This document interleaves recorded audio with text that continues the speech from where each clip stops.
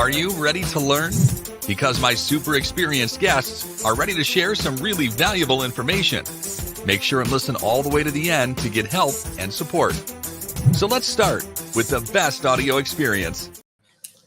Hello guys, welcome to our show. Today we discuss about webinars, how you can use this format to get more results, traffic, sales, and even more. We live in the world with automation. So today we can learn how you can use automation on your webinars. So you can record videos and go live with recorded videos.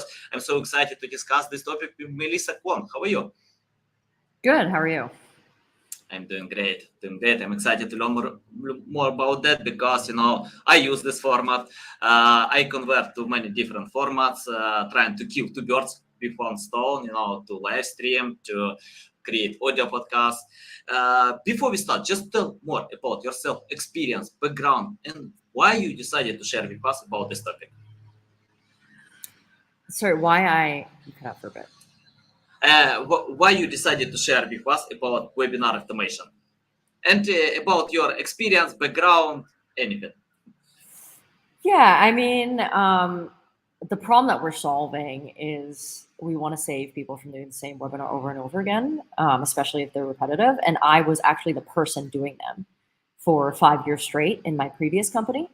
My previous company was a SaaS company. It was always bootstrapped. So we had, very limited people. I was everything except for code. So anyone that sells software or implements software knows that the only way to train your customers, get them adopted, is through webinars. The problem is people sign up and then they don't attend. So what ends up happening is you have to do them again and again and again. So I always kind of envision this perfect product that would do my job for me while I can just go and have fun or, sleep for a few more hours. So that was actually the problem that I wanted to solve. So after that company was acquired, I decided that giving back people's time was going to be my next journey. Yeah, nice. Can you tell what to do first, or if you have some checklist, share with us, because I have a lot of customers who are looking for new formats, not only SEO, digital marketing, any places where they can get more results, sales. So if you have any checklist, share with us. Yeah, so I think that's a big question because obviously this is audio, so it's hard to share a checklist. But one of the things that I have a 30-minute workshop that I teach, which is on YouTube as well. It's the 5 effective elements of an on-demand demo. Because I think when people think about selling, it's much easier to sell one-on-one, like you're in front of me right now responding, than it is to sell when you don't actually talk to the person. So this is the major difference between a one-on-one Zoom call and being able to fully automate your webinar, right? One, you're actually reacting to the other person, so you can actually deliver the sales pitch that you want. And the other is somebody watches your webinar, you're not actually there, and they may or may not reach out to you. So the way that you structure your script and your presentation has to address all the objections before they even come up, and then guide your prospect to a close, knowing that they may or may not reach out to you to answer the objections that they have. So if you go on YouTube and search my name and search on-demand demo, you'll probably find it. Okay, guys, you can find the link in the description below to YouTube channel. I recommend to subscribe because I love learning more.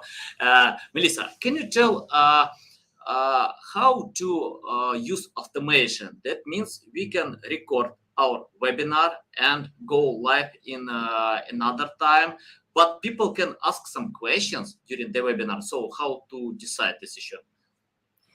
Yeah, so I think anything that you're doing repeatedly, right, that is primed for automation, right? So it would be your top of the funnel demo, right? Like your company overview, any sort of onboarding, training, feature updates, things that you want to repeat over and over again for a lot of customers or a lot of prospects. Those are things that you want to automate. And the way that we do it is super easy. You take any video, even a replay video that you might have from a previous webinar that you've done or a previous screen recording that you've done. You stick it into eWebinar, You add some interactions on top of it. So things like polls, questions, contact forms. Our software allows you to layer on what we call interactivity. And then as the attendee watches it, they can ask you questions in a chat bubble, kind of like intercom, right? Kind of like Zendesk. So people are already used to this method of asynchronous communication. So if they ask you a question and you happen to be there, then you can respond live. But if you're not there, which half the time I'm not actually there when people are in my demo, and when you respond when they're offline, they actually get your response on email. So it's really no different than any support chat system that people are already using today. Yeah. Can you tell how often companies can use this format? I know it depends. It depends on format. It depends on audience. But I still get the question: how often it's better, or the average data to I don't know, to live stream or anything like that? I think that if you have content that works and you have new users coming in every day, you should be scheduling something like this multiple times a day, every day of the week, or maybe, at least 3-4 days of the week, and maybe one weekend, right? So I think that one of the powers of automating your webinar is that it doesn't just happen once, right? A live webinar, you offer it once a quarter, once every half year, whatever it might be, it's just not scalable. When you are automating a webinar with a video, you can have it run 20 times this week, 40 times this week, because no one actually has to be there to deliver the presentation. And you can have anybody respond to the chats. You, who's presenting, don't actually have to be responding. Somebody on your team could. So I would say that if you have content that you want to deliver that works, whether it's for lead gen or whether it's for onboarding and training, you should be doing it as often as possible, because with software like this, it actually allows you to do that. Okay, let's talk more about the software. Can you tell about interface? Because I found that many content creators usually struggle to learn about new software because most of them are not user friendly. It takes time to learn. So give insights. What kind of features you have, benefits compared to others, your unique selling proposition, on this software, and any insights about how it can help? Yeah, I would say you're right. Like anyone who's seen webinar automation software in the past knows that it's pretty outdated, right? There's a lot of solutions that were made maybe like 5 to 10 years ago. Actually, I don't know how long it was, but if you go to other solutions, it feels clunky, right? It feels old. Our solution is fairly new. We designed it 3-4 years ago. And actually what we did was we reimagined what webinar software would look like and feel like if it was designed today. So what that means is we didn't actually take any inspiration from any of our competitors. We looked at things like, Netflix, Apple TV, Twitch, video editing software. We looked at how people want to edit and engage with video today. And then using those principles, we designed eWebinar. So it's super user-friendly. We don't have any live one-on-one support staff. All of our support is done through email and chat, and usually it's enough already. So I think that says a lot. And on average, our customer gets a webinar up and running and published within half an hour. So I would say that the major difference between the webinar creation experience for us compared to someone else is we mimic video editing software. So when you upload a video and you layer on things like polls, questions, contact forms, sales alerts, things like that, you can layer it on as if you're editing the screen. So you're always seeing exactly what the customer is seeing. So it's super user-friendly in that way. And then for the attendee, it's a super interactive experience where when people are watching, they can hit a like button, which no other webinar solution has. And then all of that, we graph it, in analytics as well. And then as you're watching, we pop up these interactivity that you as the host have programmed to keep them engaged until the end. So it's way less like a Zoom, where when you go in, someone's just talking at you, for half an hour or an hour, and feels more like interactive TV, where someone's presenting, but there's also something to do as someone's talking.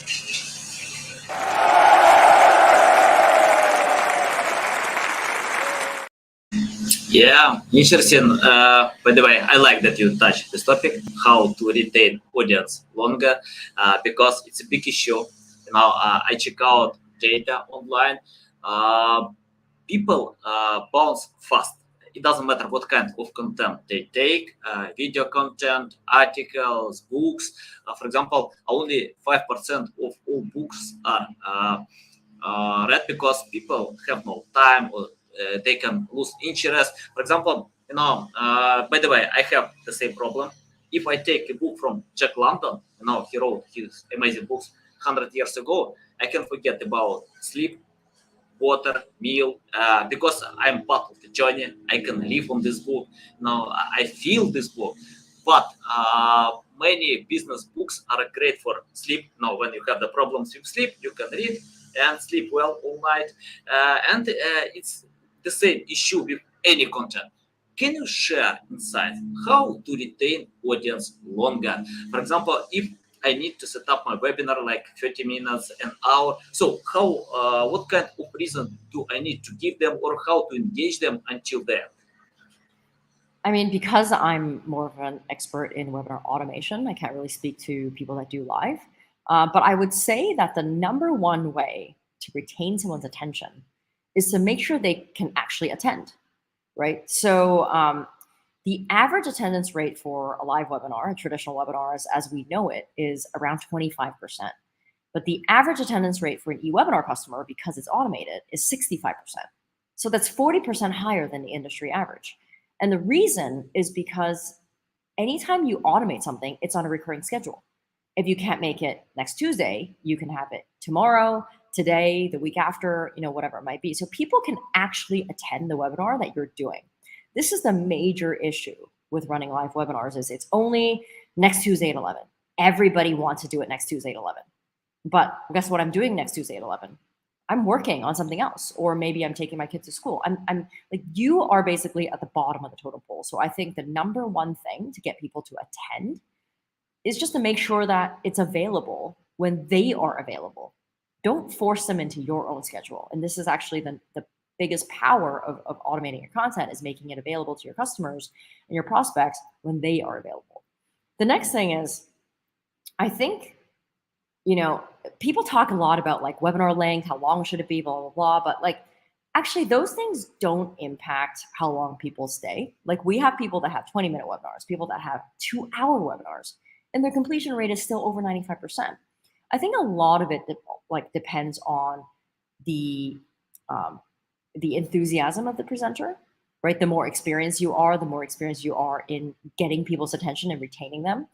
Like not all content is presented the same, right? And I would say the more you do, the better you get at that. But also structure content that is valuable from beginning to the end. I've been to a lot of webinars where there's a lot of chit chat in the beginning, and then there's a lot of build up before you actually get to the core of what you want to deliver. Like maybe a few years ago, those tactics kind of worked, but not anymore, right? People are super busy. They don't have time to wait around. If you promote your webinar to be a certain topic, make it that topic, just get into it, right? And then make it really short, right? Like if don't fill it with content that's not valuable to the customer, to the attendee. And so I think those are the three things: is making it available when your customers are available, practicing on your public speaking so you can deliver a great, engaging, and enthusiastic presentation, but also work on your script so that it's valuable all the way through. And that there's no like filler content. Yeah, valuable. I agree with that. Okay, I open your LinkedIn profile. Now I see your core messages on the background, and I like interactive from start to finish. Can you tell more about that? How we can use interactive design or anything else that can help to retain audience longer? Yeah, so these are the interactions that I've mentioned earlier. So things like, polls, questions, quizzes, contact forms, conversion notifications, right? Offers, things that actually pop up. Some pop up over the screen if you want to, like hot buttons, buy buttons, things like that. Some pop up in the interactive panel on the right side of the screen. So as someone is watching you present, there's also things for them to touch, things for them to answer. And what we found is that if you have an interaction that shows up every 2 to 3 minutes, that tends to keep people engaged until the very end. And the important thing about that is if you have a CTA that you want to deliver in the end and people are bouncing midway, then you're actually wasting your time, right? So one of the reasons why you want to have those interactivity things that pop up all the way until the end is so that they can stay interested, and then at the end you can deliver your call to action. And I found that you have comprehensive analytics. Can you tell what kind of data companies can get by learning this analytics, and how it can help to improve the quality of the next webinar? Yeah, that's a great question. So I think the number one metric that we look at is how many hours you saved.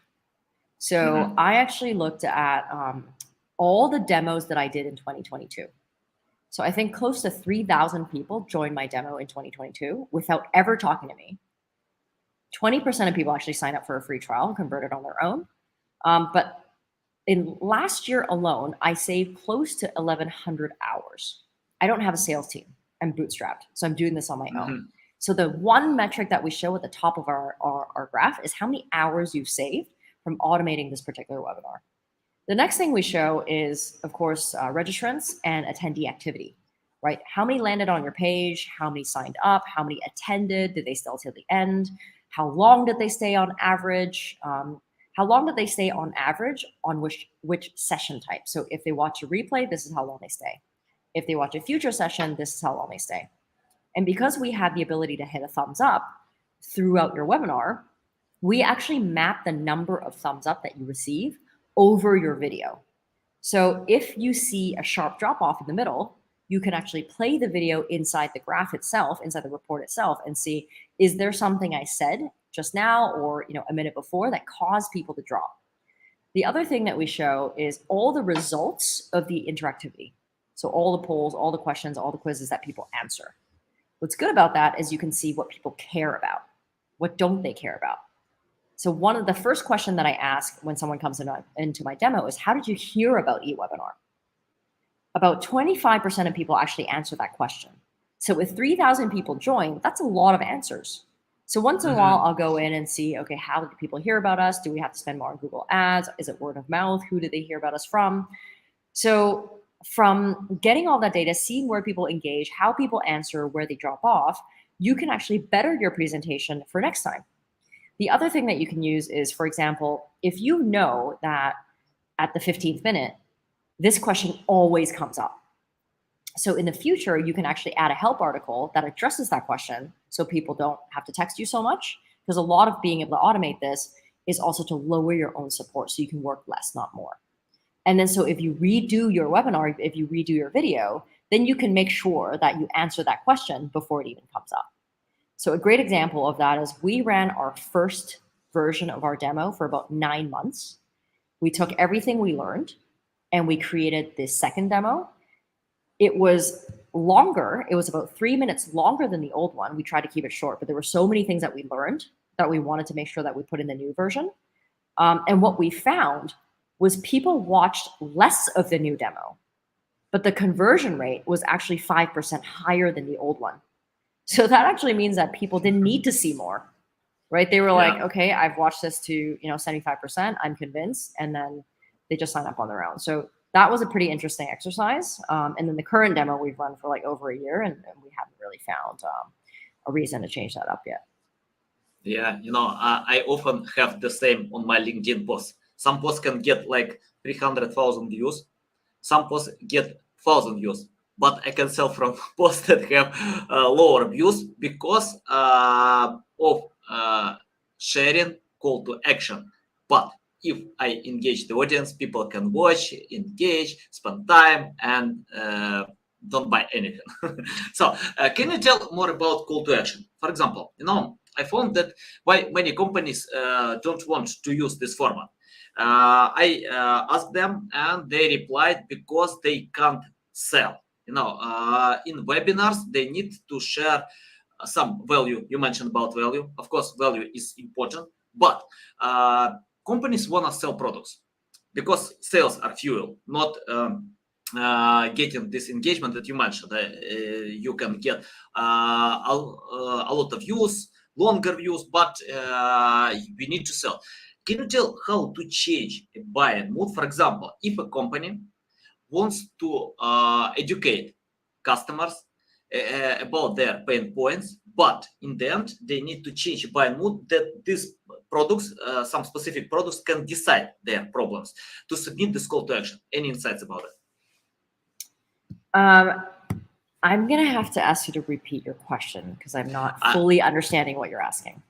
For example, if I'm going to create info content, educational content, but how to submit call to action that my products can decide problems, on this content, because once I spoke with Neil Patel.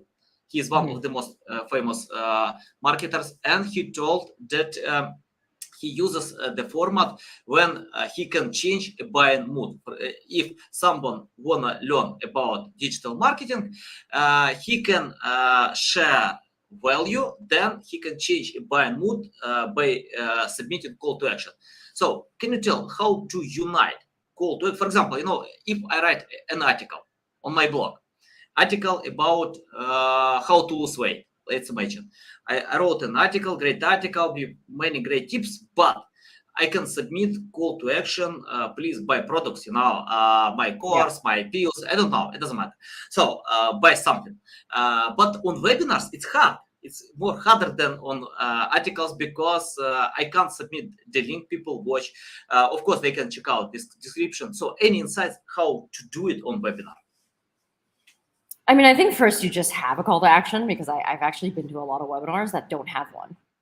Like they're like, oh, here's the information and then buy, right? Like, I mean, if you're spending an hour doing like presenting content and many hours before prepping it, like you should ask for something. And whether somebody takes that action is up to them.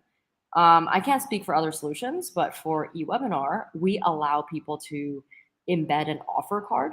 So if you want to sell something, you get to the end of your presentation, you're like, okay, here's my product. Click here to buy. You can even layer that button on top of the video so people don't miss it. And on top of that, you can pin the offer card, the product card, to your screen, so that even as you're talking and other interaction cards come up, the offer card is the one that sticks, right? So we've actually thought about how to help people convert better by making that offer more visible so that it doesn't scroll away, right? And a lot of people that are focused on using eWebinar for marketing and sales will leverage those features as well. The other thing that we have in our solution that creates kind of this FOMO is we allow you to install a conversion pixel on your checkout page, so that you can have conversion alerts that pop up as you're talking about your offer.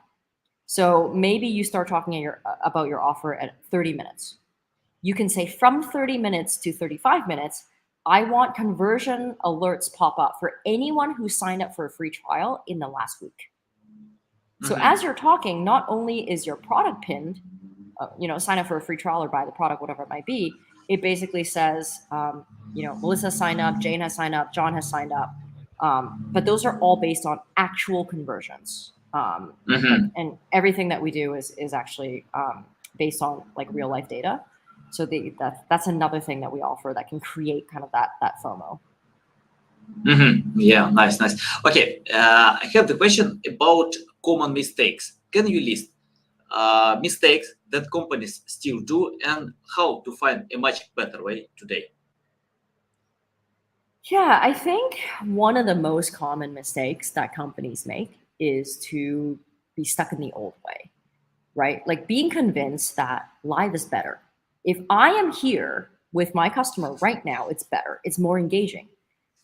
But the thing is, how is live better when it's not available to your customer, right? How is live better when I can't get that information when I want it? Like you're dictating, you're forcing me into your buying process. And then on top of that, there's a lot of issues with live webinars, right? Connection issues, people can't join, there's technical issues. You have a bad day, maybe you're sick, no one's to fill in for you. All of your content is inconsistent. The replays are, have a lot of chatter in it. It's not relevant. The quality's low, and then I bounce. So I think the biggest mistake is not being willing to try things that actually make your processes more efficient. Things like automating webinars. And when we talk about webinars, it's not just like an actual webinar, right? It's not just the onboarding and the training webinar. It's also your demo, right? How many companies refuse to open up their demo? But the thing is, like, just look at my stats last year. In 2022, on an average, 300 people joined my demo per month on average. How big of a team do you need to actually deliver 300 demos? But the reality is, if a customer can only get your demo live, they're just not going to go. They're not going to want to see it because they don't want to talk to you. So what offering an on-demand automated demo does is it allows everybody, regardless of where they are in their buying journey, anywhere in the world, anytime, to see your product so they can get the information that they need to make a buying decision when they want to. But when companies are way too sales-led and they're focused on how many leads they get in, how many calls they get, they're actually missing out on a much larger opportunity, which is cast a much wider net, allow this top of the funnel demo to actually qualify people out. Because a lot of people are going to see that and be like, oh, this is actually not for me.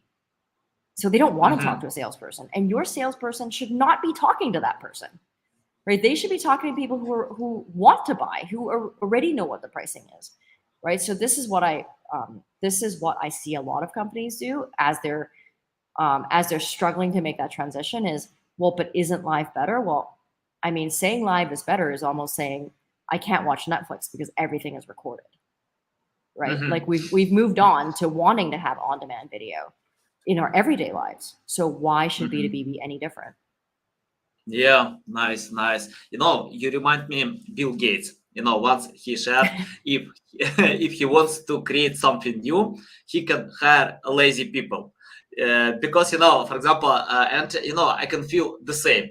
If I need automation, I need to take your software because I know that it can simplify my life. It can make, I don't know, many things, because of user friendly, because of automation, because of pre-recorded.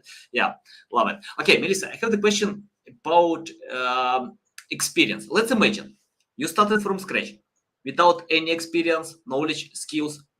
What will you do today to learn more about setting webinars? Yeah, I think that's a great question. I think everybody knows what a webinar is. Like everyone after 2020, everyone's at least seen one. What a lot of people have not done is actually hosted one, right? And I think the beauty of not having a live webinar is you don't need to know public speaking, right? You can record your screen, use Loom, like you've got like your video in a bubble and then you've got the screen record, and that's your webinar. You can edit the video, you can, say things wrong and you can say it again and edit it out like with something as easy as Descript, for example.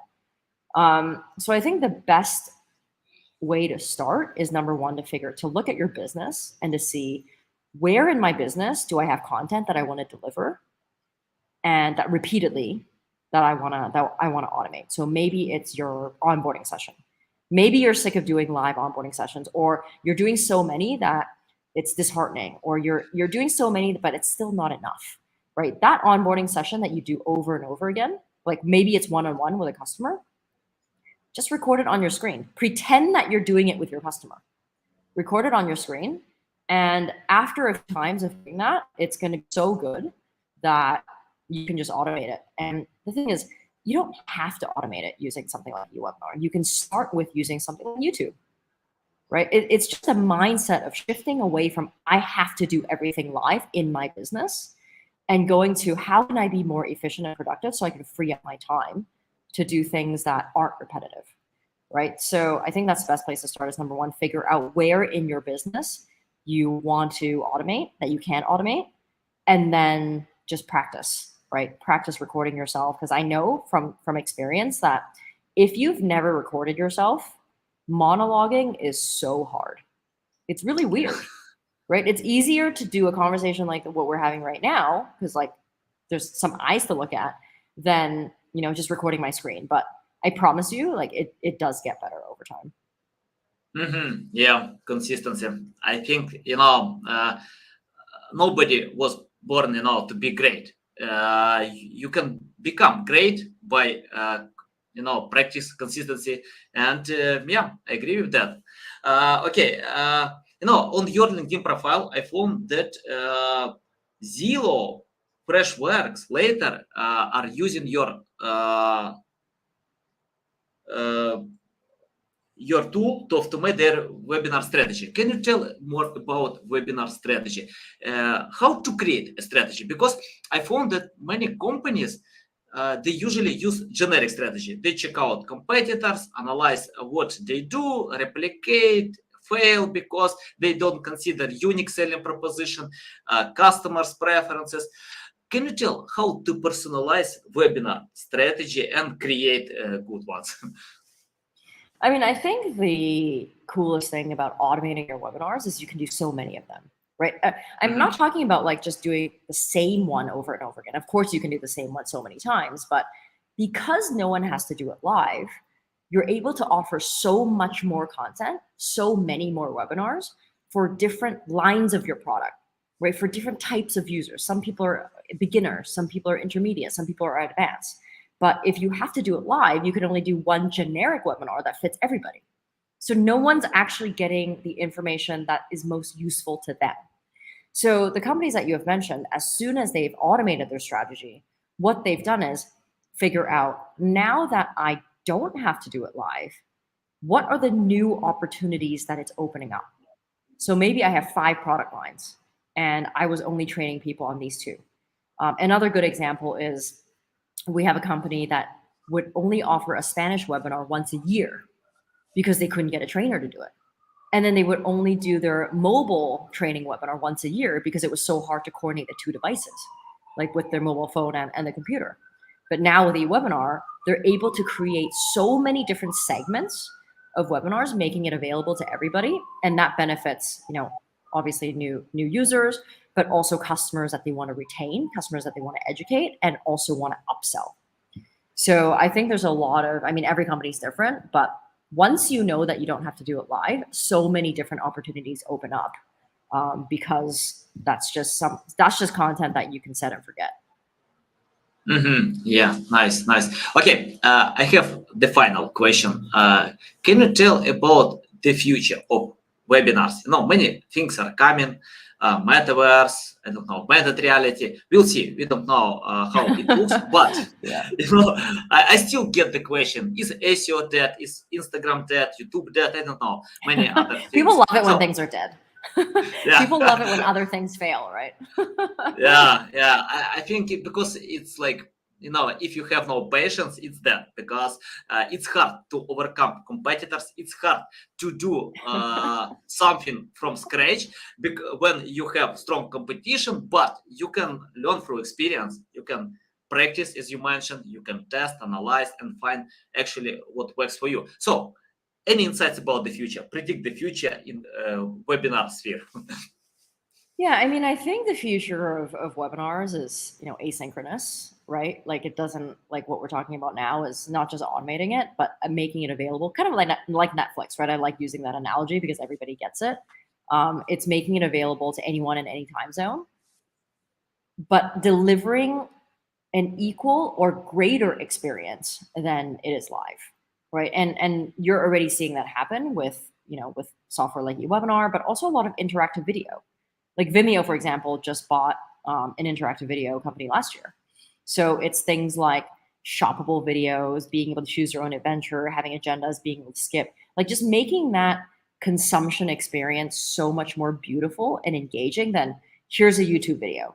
So I think the future of webinars is going to move closer and closer to interactive video. And I think that's where the opportunity is, because the major difference between a video and a webinar is the attendee, the viewer's ability to engage with the host, right? People love webinars because I can come and talk to you. I can have my question answered. When I go to YouTube or Wistia, I can leave a comment. That's not how I communicate. So while I think there's always going to be a space for video, it's never going to overtake webinars because it's the communication piece that makes it so much more interesting. But if you take a traditional webinar right now and make it more like an interactive video, which is the goal that we have as a company, then you're kind of killing two birds with one stone, right? So not only are people watching it with this truly engaging, interactive, powerful experience, they also get to reach out to you and build a relationship with you, which is how companies sell. Yeah, nice. Awesome. Melissa, it's a big pleasure to get on my show, to learn from you. Tell our audience the best way, how to reach out to you, how to learn more about you, how to follow you. Yeah, the best way to reach out to me is through LinkedIn. My last name is spelled Kwan, Kwan, name Melissa. And if you're curious about eWebinar, how it can help you and your business, just go to ewebinar.com. It's spelled exactly as it sounds. Yeah, guys, you can find all these links, LinkedIn profile, website in the description below. Listen us on Apple, Google, Spotify. Thanks again for your time. A big pleasure. Love all your insights, guys. You need to follow Melissa on LinkedIn because I follow her on LinkedIn. I'm going to use awebinar.com. Just open this website, simple as a spell, and or open on the description. Okay, guys, love you. See you.